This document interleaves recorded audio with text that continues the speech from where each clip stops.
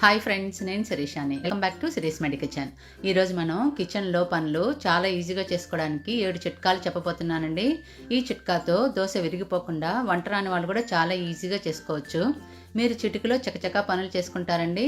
ఇప్పుడు ఆ చిట్కాలు ఏంటో స్టార్ట్ చేసేద్దాం. ఫస్ట్ వన్ వచ్చేసి, మనం సరుకులు కొన్న తర్వాత కొన్ని డబ్బాలలో వేసిన తర్వాత కొన్ని మిగిలిపోతాయి కదండి. వాటిని అలా ఓపెన్గా వదిలేసాం అనుకోండి, గాలిపోయి ఫ్రెష్నెస్ అంతా పోతుంది. అది క్లోజ్ చేసుకోవడానికి ఒక మంచి టిప్ ఉందండి. అదేంటంటే, మన దగ్గర ఇటువంటి పాత ఫైల్స్ ఉంటాయి కదండి. కొద్ది రోజులు యూజ్ చేసిన తర్వాత పాతవి అయిపోయిన తర్వాత పడేయాలనుకుంటాం. వాటిని పడేసే ముందు ఈ పక్కన స్టిక్స్ ఉంటాయి కదండి, అవి తీసి పెట్టుకోండి.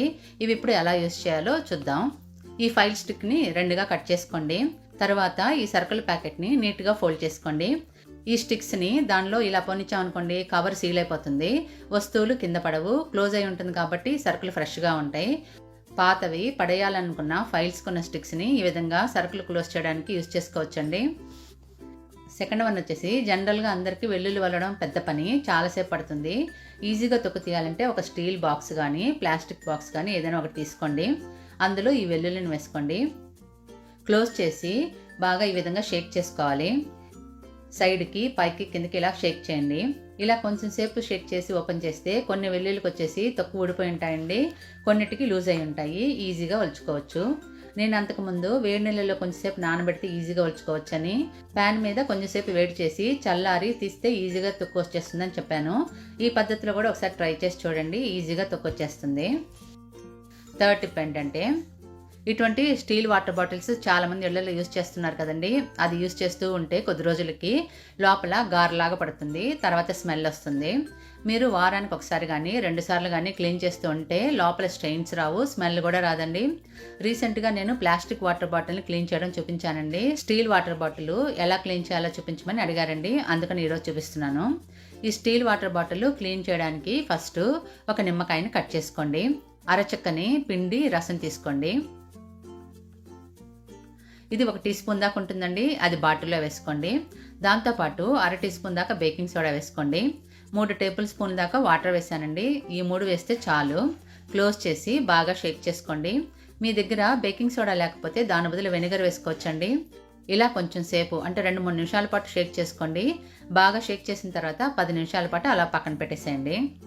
10 నిమిషాల తర్వాత ఓపెన్ చేసి కడిగితే మరకలు ఉండవు, దాంతోపాటు స్మెల్ కూడా ఉండదండి. లోపల ఉన్న వాటర్ అంతా తీసేసి ఆరిన తర్వాత క్లోజ్ చేసి పెట్టుకోండి. తడి మీద క్లోజ్ చేసి పెడితే మళ్ళీ స్మెల్ వస్తుంది. పిల్లలకి స్కూల్కి స్టీల్ వాటర్ బాటిల్ ఇచ్చి పంపేటప్పుడు ఈ విధంగా క్లీన్ చేసి ఇస్తే స్మెల్ రాకుండా ఫ్రెష్గా ఉంటుంది. ఫోర్త్ వన్, ఇప్పుడు అందరిలో హార్పిక్ ఉంటుంది కదండి. మనకు ఈ సీజన్లో చీమలు ఇంట్లో ఎక్కువగా వస్తాయి. అక్కడక్కడ గూడు కట్టేస్తూ ఉంటాయి. ఎక్కడ చీమలు ఎక్కువ ఉన్నాయో, ఎక్కడ గూడు కడుతుందంటే గోడలు ఇసుకనంతా బయటకు తీసి లోపల గూడు కడుతుంటాయి కదండి. అక్కడ ఈ హార్పిక్ని చల్లినా, ఆ ప్లేస్లో కొంచెం హార్పిక్ని పోసినా చీమలన్నీ పోతాయి, మళ్ళీ గూడు కట్టకుండా ఉంటాయండి. ఇది తప్పకుండా ట్రై చేసి చూడండి, చీమల బాధ ఉండదు, బాగా పనిచేస్తుంది. అప్పుడప్పుడు ఇంట్లోకి విష జంతువులు, తేళ్ళు లాంటివి వస్తుంటాయి కదండి. అవి కొట్టలేకపోయినా అది ఎక్కడైనా దాక్కున్నా ఏ ప్లేస్లో అది ఉంటుందని అనుకుంటారో ఆ ప్లేస్లో కొంచెం హార్పిక్ పోయండి. ఆ విష జంతువు కనిపించింది అనుకోండి, దానిపైన ఈ హార్పిక్ పోస్తే 2-3 నిమిషాలకు అది చనిపోతుంది అనమాట. ఈ విధంగా చీమలు ఉన్నా కానీ విష జంతువులు ఇంట్లోకి వచ్చినా కానీ వాటిని చంపడానికి హార్పిక్ని యూజ్ చేసుకోవచ్చు. ఫిఫ్త్ వన్ వచ్చేసి, మనం దోశ ప్యాన్ని ఎంత బాగా క్లీన్ చేసుకున్నా కానీ ఆయిలీగానే ఉంటుంది. అందుకని దోశ పోసేటప్పుడు అతుక్కుంటూ ఉంటుంది కదండి.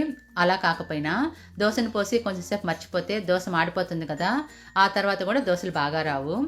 ఈ విధంగా దోశ పెనం ఆయిలీగా అతుక్కుంటూ దోశ రాకపోయినా, దోశని మార్చేసిన తర్వాత దోశ పోస్తే అతుక్కుంటూ ఉన్నా, ఈ విధంగా ట్రై చేసుకుంటే దోశ బాగా వస్తుందండి. కొంచెం టూత్పేస్ట్ వేసుకోండి, ఏ కంపెనీదైనా పర్వాలేదు. అది కొంచెం వేసుకొని వాటర్ వేయకుండా స్క్రబ్బర్తో లైట్గా నెమ్మదిగా రుద్దండి. దానిపైన ఉన్న ఆయిలే సరిపోతుందండి. ఒకవేళ మరీ గట్టిగా ఉంటే అవసరమైతే 1/4 టీ స్పూన్ వాటర్ పోసుకొని రుద్దుకోండి. ఇలా రుద్దితే దోసపెనం మీద ఉన్న ఎక్స్ట్రా ఆయిల్, జిడ్డు అంతా పోతుందండి. స్టీల్ స్క్రబ్బర్తో రబ్ చేయొద్దండి, ఇటువంటి గ్రీన్ స్క్రబ్బర్తోనే రబ్ చేసుకోండి. ఇలా చేసుకున్నామనుకోండి, ఆయిల్ వలన వచ్చే జిడ్డు పోతుంది. అది కాకుండా దోశని మార్చేస్తే ఒక లేయర్ లాగా ఫామ్ అవుతుంది కదండి, అది కూడా పోతుంది. గట్టిగా రుద్దుద్దండి, లైట్గా నిదానంగా రుద్దుకోండి. వాష్ చేసి తీసుకొస్తానండి. సోపు, డిష్ వాష్ లిక్విడ్ ఏమీ వేయద్దండి, ఒట్టి వాటర్తో కడిగితే చాలు. ఒకవేళ పేస్ట్ స్మెల్ వస్తుంటే కొంచెం టేబుల్ సాల్ట్ వేసుకొని లైట్గా రుద్ది కడిగి దోశను పోసుకోండి. ఆ విధంగా సాల్ట్తో రుద్దితే పేస్ట్ స్మెల్ ఉండదన్నమాట. ఇప్పుడు కడిగిన వెంటనే దోసను పోసుకోవచ్చండి. ప్యాన్ వేడైన తర్వాత ఆయిల్ క్లాత్తో తుడిచేసేయండి. లో ఫ్లేమ్లో పెట్టుకొని దోసపిండిని వేసి స్ప్రెడ్ చేసుకోండి. మీడియం ఫ్లేమ్లో పెట్టుకొని ఆయిల్ని బార్డర్లో దోస పైన వేసుకోండి. మీడియం ఫ్లేమ్లోనే దోస క్రిస్పీగా లైట్ గోల్డెన్ బ్రౌన్ కలర్కి మారిన తర్వాత తీసి పెట్టుకోండి. ఎంత ఈజీగా వచ్చేస్తుందో చూడండి, అసలు అతుక్కోదు. చూస్తున్నారు కదా ఎంత ఈజీగా వచ్చిందో. మామూలుగా దోశలు పోయాలంటే కష్టం కదండి. ఈ విధంగా చేసి దోశ పోస్తే వంట రాని వాళ్ళకు కూడా ఈజీగా దోశ వచ్చేస్తుంది. మీరు క్రిస్పీగా కావాలన్నా సాఫ్ట్గా కావాలన్నా ఎలాగైనా చేసుకోవచ్చు. ఇంకొక దోశను కూడా పోసి చూపిస్తాను చూడండి. బార్డర్స్ వరకు స్ప్రెడ్ చేస్తున్నాను. బార్డర్స్లో కూడా అతుక్కోకుండా వచ్చేస్తుంది చూడండి. మీరు ఈ విధంగా తప్పకుండా ట్రై చేసి చూడండి. ఎన్ని దోశలైనా ఈజీగా పోసేస్తారు.